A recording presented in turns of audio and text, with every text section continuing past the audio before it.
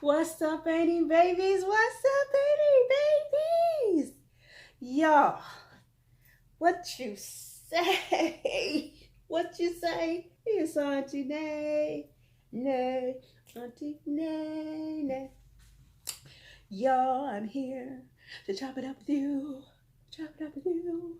Y'all can actually kind of sing, but I'll be playing y'all. I haven't sung in a long time though, but I can sing. What's up, Auntie babies? Y'all, what's going on? I got the tea, I got the news, I got the drop. Y'all got to stick with me for this one, y'all. Before I get started, y'all, click the subscribe button, click the like button, hit that little bell thingy so that you know every time your auntie got some news for you. Y'all, what you say? I got my notes ready and we're gonna get into it. So y'all, the streets have been talking, aka DJ Richie Sky. DJ Richie Sky. He's one of my favorite YouTubers, and I want to say he was the first one that I heard report this. Somebody else also reported it as well. I have to go back and look. Might have been the Shade Room. But y'all, Kenya Moore's husband, Marc Daly's restaurant. He has a restaurant in New York named Soka or Sosa. Anyway, Soko. Anyway, we don't care. Y'all, let me find out that they've been cited for infestation and proper storage of food. He got all kinds of critters over there running around and not even paying no rent. If you're going to be running around, critters, you got to be paying some rent. Come now. You can't be up in this joint and not pay no rent. They can pay rent. Now, he's saying that he received it. He actually, after the story dropped, and I don't know if it was Marc Daly or his people, publicists, whoever, they went on the record saying that they were fined, that they received an A rating, and that it was basically fake news. Well, come to find out, you can receive citations up to 28, I believe, and still receive an A rating, which is, I think, what happened. He received, no, not up to 28, but they received 28 points for violations. Mark, yo, I'm already questioning your character in the way, and it could be editing, but the way it seems like you treat your wife, you showed your behind. You've been showing your behind ever since they've shown you on the show. Is there not a time where you could just be respectful and seem caring? Even if you don't? I know editing does wonders, but it just don't seem like you don't have no respect for his wife. I feel bad for Kenya, and I'm not a big Kenya fan. She too extra. She always doing something extra. Sometimes I just want y'all to get along and be happy and show us the better side of life. Stop fighting. But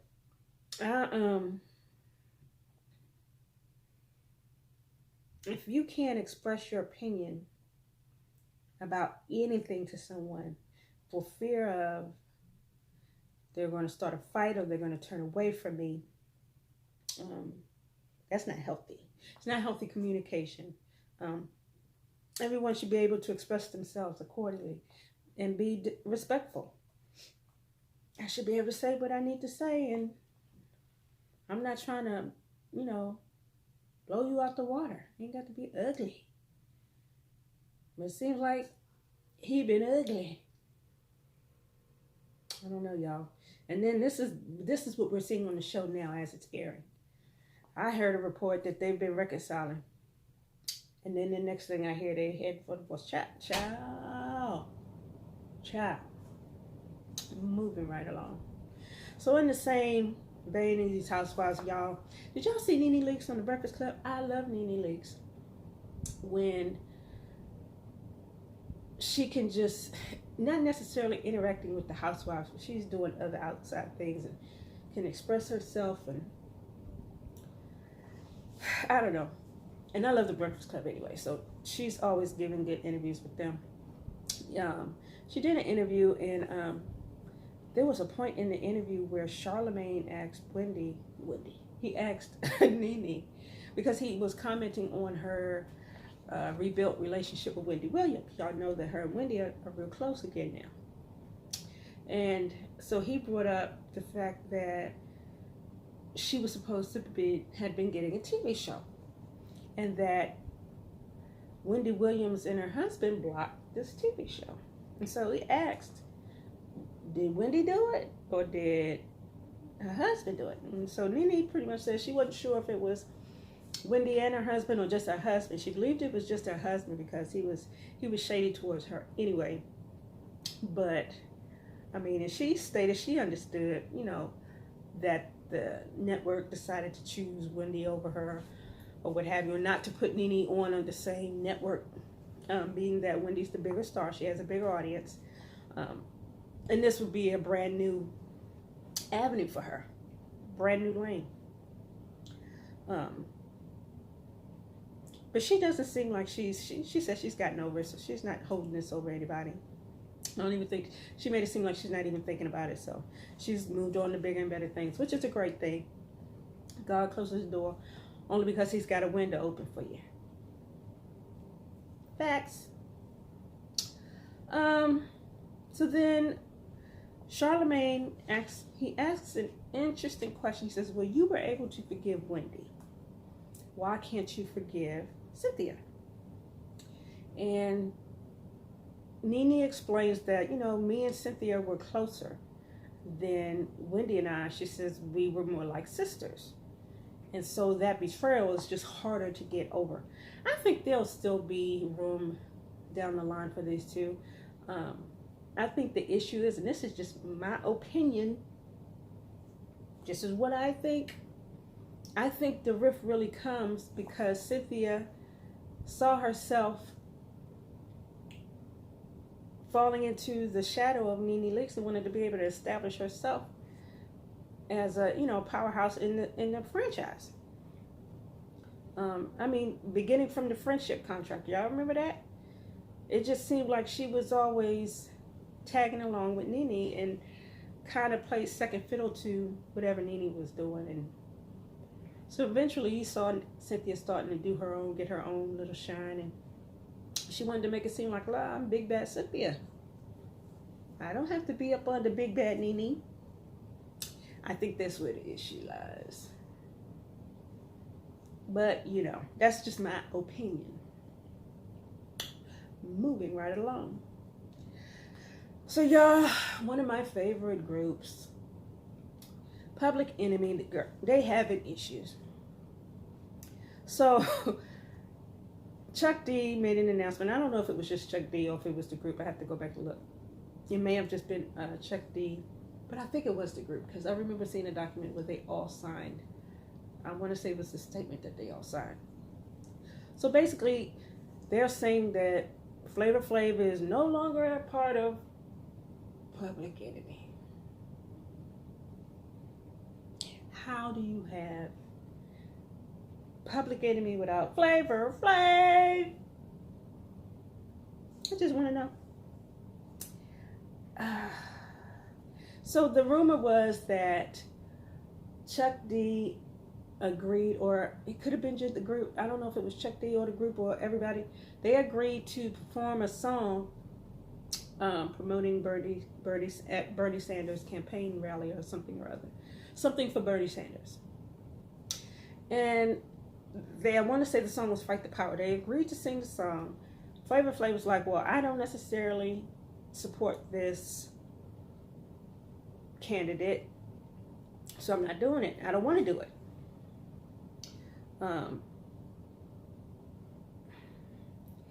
It's a gig. I mean, I get it if that's not your personal candidate, but and I have to go back and read the story. Y'all know I'll be rushing through some stuff, but it made it seem like that he was trying to say that the group should not participate because he did not agree with this one individual, this candidate. And Chuck D is basically saying, well, Public Enemy is bigger than Flavor Flav, and you don't own the rights to the name. So basically, we're going to do what we want.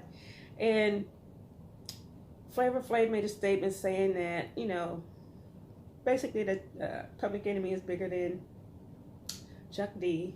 He can't make all the decisions. And that he didn't want to, he says, I know you don't want to end our relationship over politics. Well, I guess he does, because he replied by saying, you know, and Chuck D went into more in depth with why they felt the need to part ways with Flavor Flav. He said that, you know, and I'm going to read the statement. Let me just read the statements that I'm trying to paraphrase. He said, Public Enemy did not part ways with Flavor over political views, but that he has been missing shows and been irresponsible as it pertains to his lifestyle. Chuck adds that Flav has consistently chosen to party over working. They even went on a European tour without him. Dang, a whole tour? Here we go again. Now, y'all know Flav has been known to have some substance abuse issues. I mean, that was revealed on Growing Up Hip Hop just last season. We heard some things back when he was doing Flavor of Love. I mean, and it was also revealed that he has some medical issues now. I mean, along with the addiction stuff. Honey, Flav, get it together. I think if Flav gets his stuff together, he'd have a spot back in the group. He's a legend, and he's a part of that legend. I'm hoping that will happen. We won't. Public Enemy is an iconic group, and I don't think they'll be as iconic without Flavor Flav. But we'll see. We're praying. Moving along. So, y'all, Meg Thee Stallion, J Prince, Crawford, and 1501 Records. So, Megan Thee Stallion released a new project, Sugar. I downloaded it. I have not listened to it. I am going to get to that. I'm a fan. She released it even with all the drama that's going on between her labels. So Megan is suing her label because she wants to renegotiate for a new contract. She just did an interview maybe 2 weeks ago with the Breakfast Club. Kind of outlined some of the stuff. She really couldn't go into depth with it because, again, there's litigation. But she says things are progressing. And she was saying that she was having issues with her record label way before she signed to Roc Nation. Because now you're hearing people say that, oh, now you're signed with Roc Nation. They're trying to pull you away from the group or from the record label that got you started. And she's saying, no, that's not the issue. I was having some issues with individuals over there way before Roc Nation became involved. They were just the ones who pointed out some things that was in her contract that she was unaware of, which, I don't know. But she says she never met J Prince, and she's had a strained relationship with Carl, and it hasn't been really close. I'm not going to say strained. They just haven't been very close. And I don't even know how J Prince played into it. I mean, is he up hard on 15? Oh, was it 1501? Yeah, 1501. I thought that was just Carl. Is J Prince a part of that too? Y'all should know this. I live in Houston. Anywho. Well, anyway, J Prince is on Instagram calling Megan a liar, and that she knew what was in her contract. And then he made a statement that, frankly, he could have kept to himself. He says, your mother evidently could read. God rest her soul. Okay, so number one, you know the woman's dead. Why even put her name in the conversation? It's disrespect. And it's ugly. You wouldn't let anyone speak of your mother in that way. Ever. So why do it to someone else? I'm gonna keep on that story, y'all. I'm gonna find out some more. I'm hoping she gets what she needs. She should get what she deserves. She's a great artist. She's blown everything out the water. She's put in her hard work. Yes, 1501 was there with her from the beginning. Give her her new contract. She deserves it. She's busted her tail to get to where she is. Anywho, y'all. Pleasure P was arrested, y'all. Pleasure P from Pretty Ricky. Dude was arrested and released on $1,500 bond. So apparently, he went through the drive-thru at Checkers and ordered like $50, $60 worth of food. Which, I mean, you got a couple people, I could see that happening. Anyway, well, he became irate at the drive-thru lady when something in the order was incorrect. So apparently, he took the bag of food and shoved it back into the lady and pushed her back, and the food went everywhere. Police were called, said he was intoxicated, and he was arrested for simple battery. Where are your people? Where are your people? I need these celebrities to start having someone with, if you're going to go out party, have fun, it's all in the game. I get it. It's all in the game. It's all in the game. But have someone with you who can pull your coattail when you start acting a damn fool. Why are you throwing away $60 worth of food to some chick? And now you can... Moving along. That's just stupid. That's stupid. Stupid. Y'all, so... I think this will be the last thing I touch on. Yeah. Y'all, so Nicki Minaj, this chick has not had a good couple of years. She's had some challenges. And seems like her husband got arrested again. But we're hoping, I don't know. So it seems as though when he was released from jail, he was ordered to register as a sex offender, which I was kind of curious about. I was like, I thought he had gotten arrested for manslaughter, but okay, where does a sexual offense come from? Anyway, he was pulled over last year, and this was in California where he lives now with Nicki. But he had originally been arrested in New York and failed to register as a sex offender in California. It's the arrest. He says he's not guilty. He's, Nicki's gotten him out. He's at home with an ankle monitor. I don't know. I think this is one of those things that they'll figure it out, and this doesn't seem like it's something that, I mean, if it's just, oh, oops, I forgot, but there are people who were aware. I don't know. I don't know how the law is going to work, but this doesn't seem like it's that big of a deal. I'm hoping that he'll have this charge drop and won't have to spend any more time in jail. I mean, she just married the man. I know she wants to have him there with her. It's not a good look anyway, but I don't know. So, of course, Wendy